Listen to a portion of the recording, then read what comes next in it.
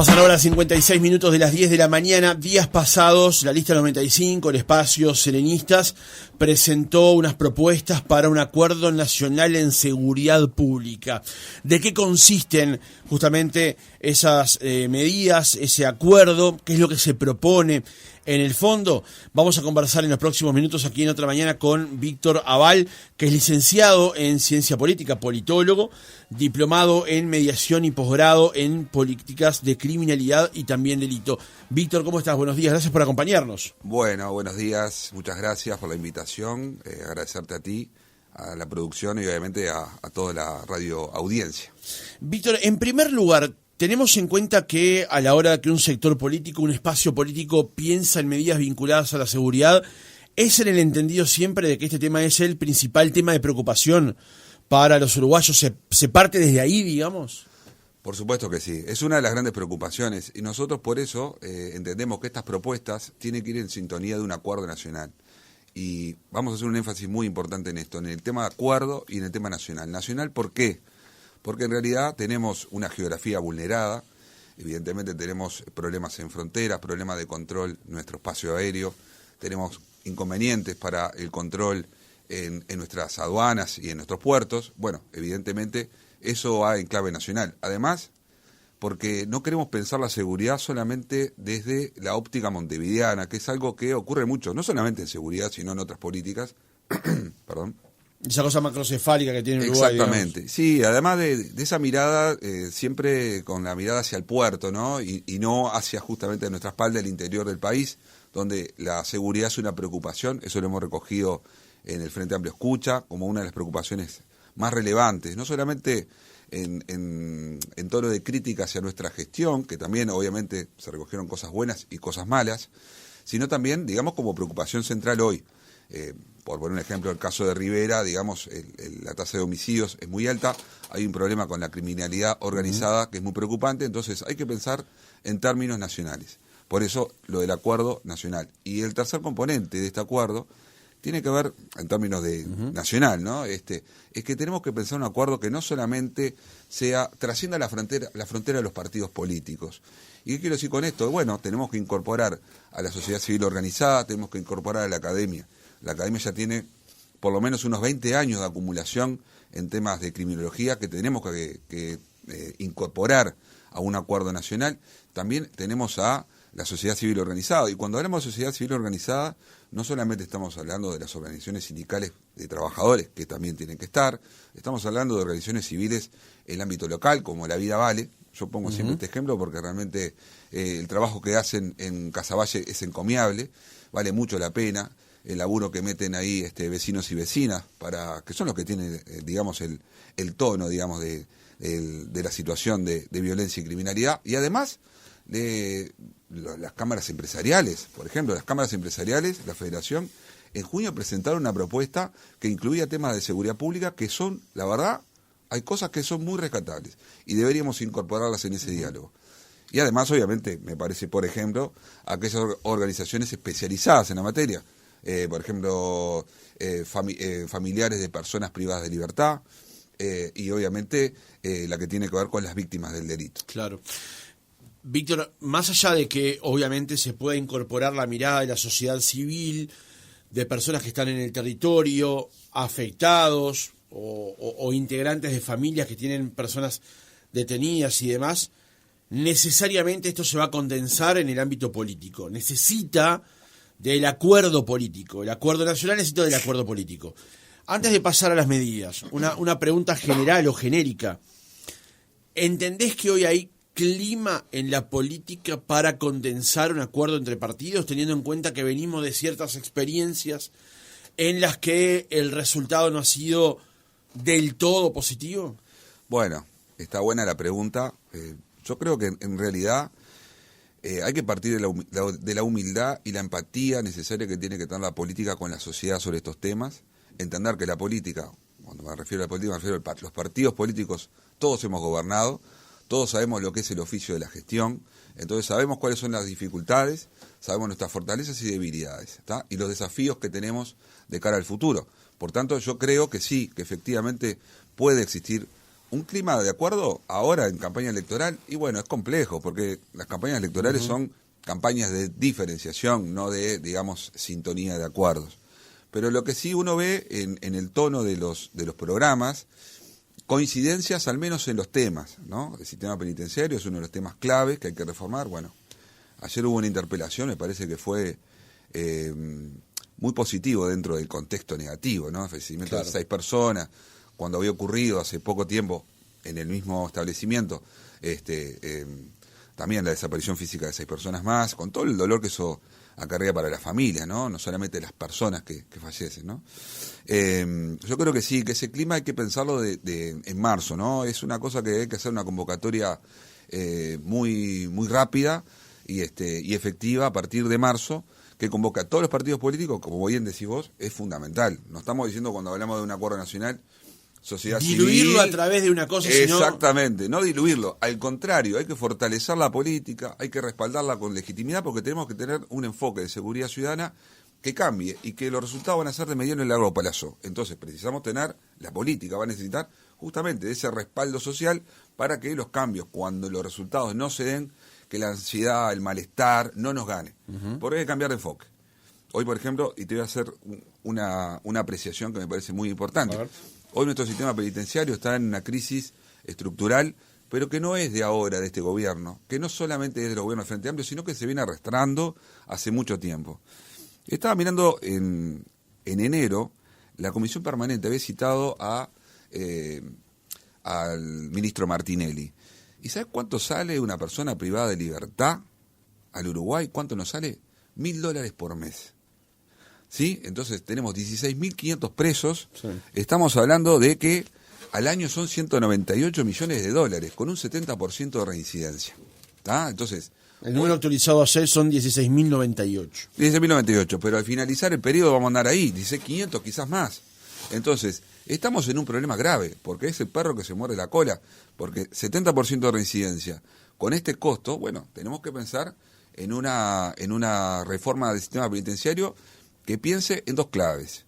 Una, las personas privadas de libertad, por supuesto, en una clasificación que tenga que ver con el sentido del riesgo, no solamente primarios y no primarios, y tenemos que darle un impulso, y esto hay que ser muy coherentes con las medidas alternativas a la prisión de libertad.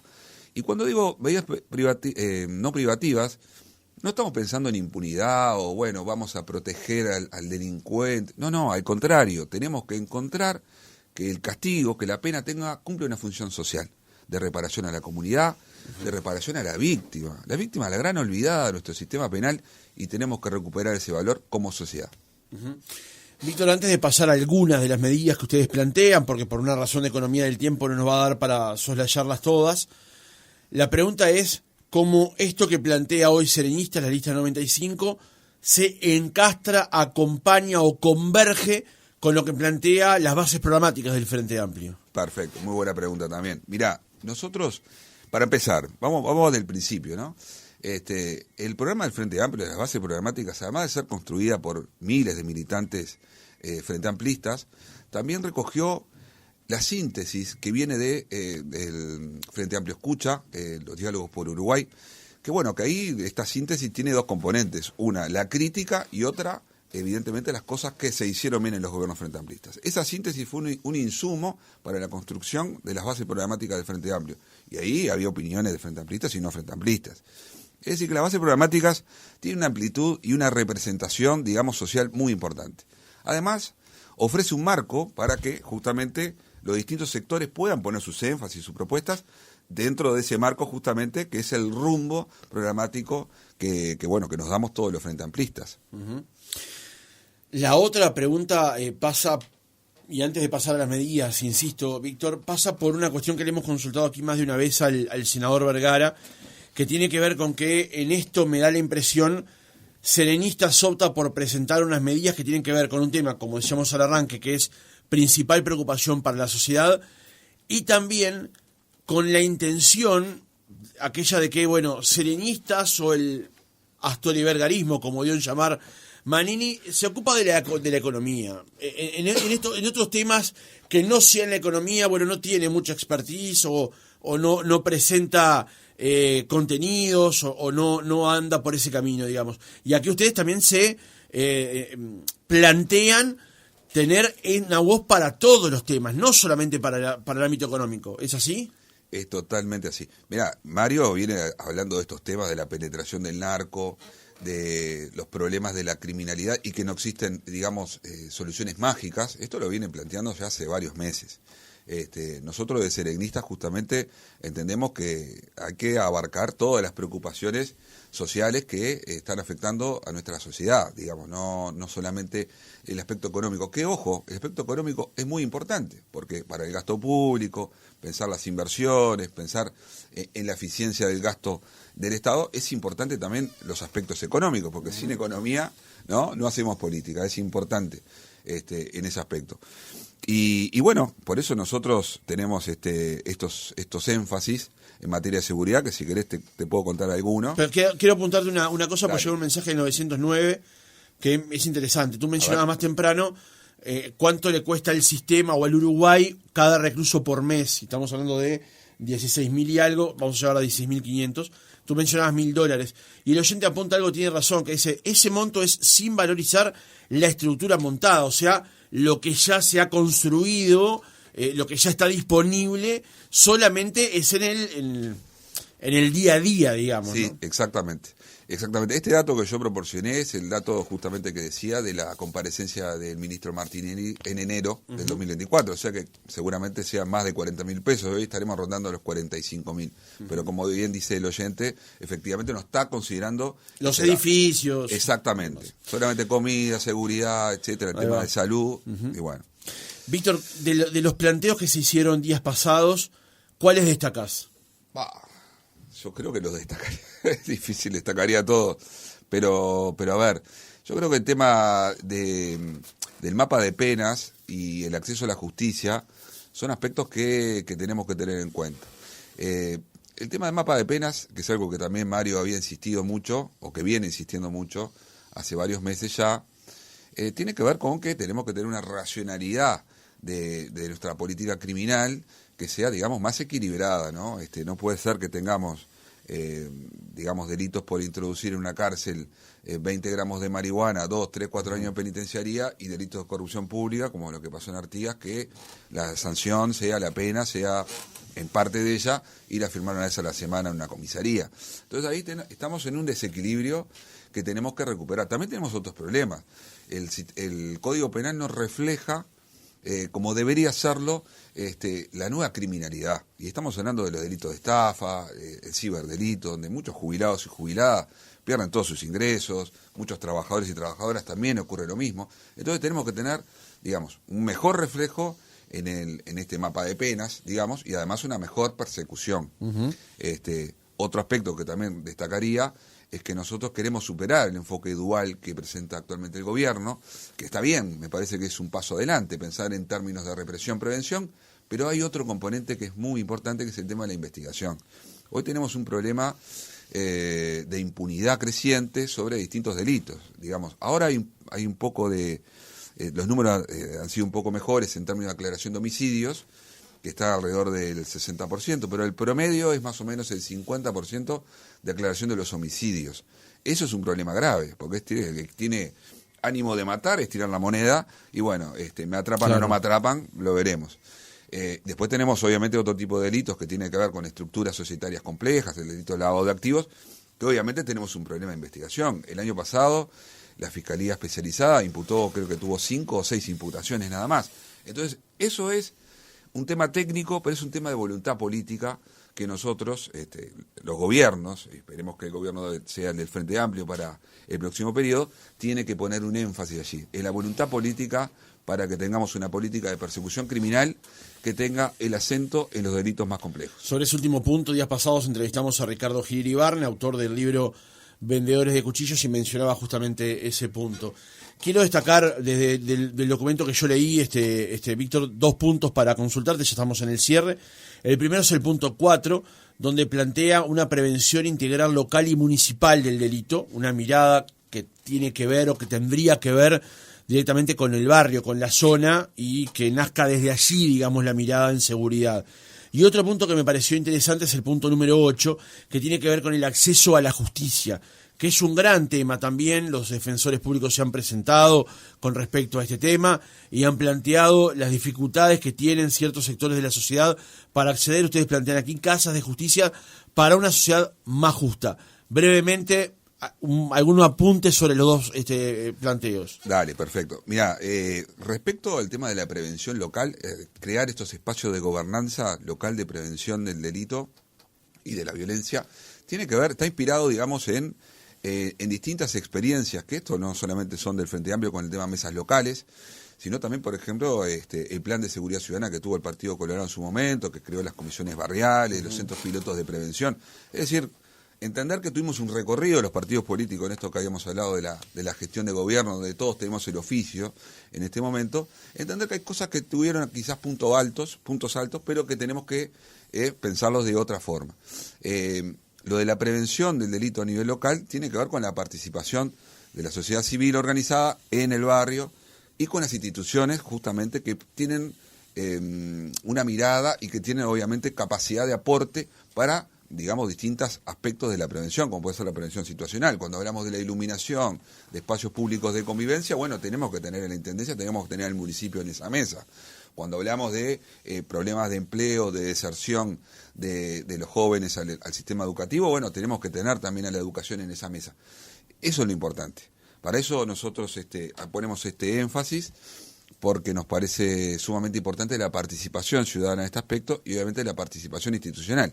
Uh-huh. Y perdóname que te lo voy a atar con el punto anterior, porque en realidad tenemos que organizar en el Ejecutivo una institucionalidad que no es crear un organismo nuevo, sino rediseñar lo que tenemos, algunos componentes de la UPP, la Junta Nacional de Drogas, recomponer eso y armar un aspecto que tenga una institucionalidad propia de la prevención integral, para que justamente exista esa voluntad política, esa capacidad para que esos espacios de gobernanza local, obviamente, ejecuten, hagan, ¿no? Y que no quede solamente en el diagnóstico. Claro. Que es parte de los errores que hubieron en las experiencias anteriores.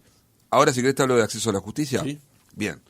Respecto al acceso a la justicia, nosotros entendemos que hay un acceso desigual en la sociedad y, bueno, queremos superar este problema. ¿Qué tendrá que ver esto con la seguridad? Se puede preguntar mucha gente. Bueno, tiene mucho que ver. Mirá, en el tema de la violencia, no solamente tenemos un crecimiento de la violencia instrumental, esta violencia que tiene que ver con el delito organizado, con ajustes de cuentas, sino que tenemos un crecimiento de la violencia interpersonal y la violencia intrafamiliar. En el último semestre, en el primer semestre de 2024, esos homicidios representan aproximadamente el 30%. Entonces tenemos que tener estrategias de intervención temprana de resolución de controversias, que tiene que ver con la justicia, justamente, para poder justamente intervenir y resolver ese tipo de conflictos y que no haya una escalada que termine justamente en problemas mayores. Pero bueno, la estrategia tiene básicamente 4 componentes. Uno es darle a la Defensoría Pública una mayor independencia para que pueda ejercer de manera más eficaz su autonomía técnica. Eso es algo que vos bien decías, los defensores públicos están reclamando hace mucho tiempo. Es la hermana pobre de la justicia. Evidentemente representan en más del 90% de los casos penales. Tienen 300 defensores con 250.000 consultas al año. Entonces tenemos un desborde ahí de la Defensoría y hay que fortalecerla. El otro aspecto institucional que hay que fortalecer, y esto tiene que ver con lo que decía hace un rato sobre las víctimas, es la unidad de víctimas y testigos. Porque son muy importantes, no solamente para proteger a la víctima y proteger a los testigos desde el punto de vista humano, sino además porque pueden aportar información muy relevante a la hora del esclarecimiento de delitos, sobre todo delito de homicidio. Uh-huh. Y después, los aspectos más locales, que tienen que ver con esto de la Casa de Justicia, es tratar de pensar con los recursos que existen. No estamos hablando de multiplicar, crear cosas, sino con los recursos que existen y donde no existe, crearlos. Ahí sí, estas casas de justicia que tengan consultorios jurídicos barriales, y ahí tenemos que pensar en estrategias de conexión con extensión universitaria de Universidad de la República, pero también con las universidades privadas, porque tenemos que pensar a nivel nacional. Tenemos que pensar en espacios que atiendan también las personas que tienen consultas y que tienen problemas de violencia doméstica y violencia de género. Tenemos que pensar también en la mediación y la conciliación, para que justamente aquellos conflictos interpersonales tengan posibilidades de resolver los problemas antes de que la escalada llegue a un desenlace fatal, ¿no? Este es uno de los componentes. Y el otro tiene que ver con un rediseño de las seccionales policiales, ¿no? Las seccionales policiales, nosotros vemos que a veces hay es algo que también hemos recogido en el interior del país, esperas de 2, 3, 4 horas para hacer una denuncia. Eso es un problema que tenemos que superar. Tenemos que pensar en una seccional policial que tenga una policía de proximidad, una policía de cercanía, justamente.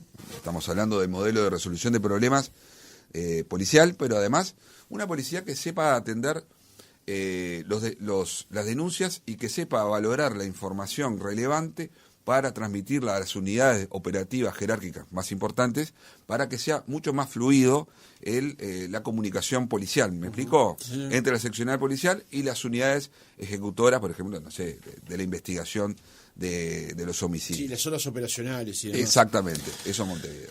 Este es un primer pantallazo de las medidas, me quedan otras en el tintero, pero por una razón de tiempo tenemos que cerrar por aquí. Víctor Aval, licenciado en Ciencia Política, diplomado en Mediación y posgrado en Políticas de Criminalidad y Delito. Gracias por haber estado otra mañana con nosotros. Un placer estar acá.